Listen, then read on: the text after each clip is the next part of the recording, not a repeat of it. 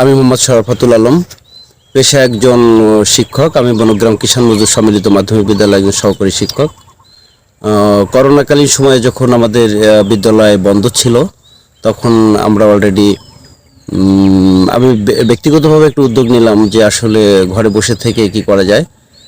তখন একটি বাড়ি, একটি খামার বা যতটুকু জায়গা আছে তার উপর প্রপার ইউটিলাইজ করে ভালো কিছু করা যায় কিনা, এরই ধারাবাহিকতায় আমি এই কুল চাষ শুরু করি। আদ্যাবধি আজ প্রায় 5-6 বছর চলছে আমার।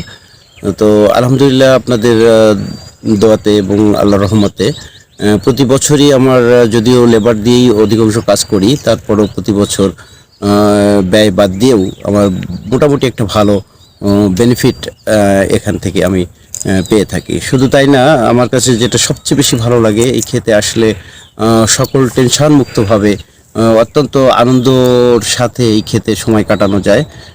আর কুল এমন একটা ফল যেটা হারভেস্টিং হয় সাধারণত এই শীতের সময়, ড্রাই সিজনে, যেখানে বন্ধু বান্ধবের আগমন ঘটে এবং মনের প্রশান্তিটা কিন্তু এখানে একটা বিশেষভাবে কাজ করে।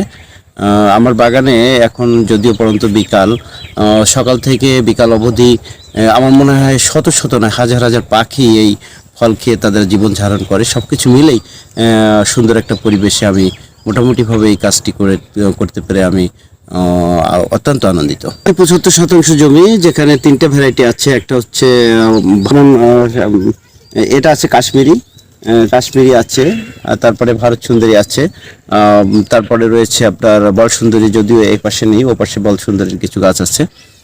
তো এক একটা ভ্যারাইটি এক একটা টাইমে আসে। সর্বপ্রথম যেটা শুরু হয় ডিসেম্বরের 15 থেকেই আমরা তুলতে পারি আমাদের আবহাওয়ার সাথে মিল করে, সেটা হচ্ছে মিস ইন্ডিয়া বা ভারত সুন্দরী, যেটা অলরেডি হারভেস্টিং চলছে। আজকে ডিসেম্বরের 24 তারিখ গেল, অল্প অল্প করে শুরু হয়েছে।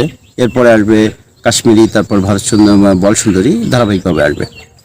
পলাশবাড়িয়া ইউনিয়নের খর্দফুলবাড়ি গ্রামের একজন শিক্ষক, তিনি কুল চাষ করে ব্যাপক সফলতা পেয়েছে এবং এই কুল চাষ করে তিনি খুবই আনন্দিত এবং উচ্ছ্বাসিত এবং ব্যাপকভাবে আলোচিত।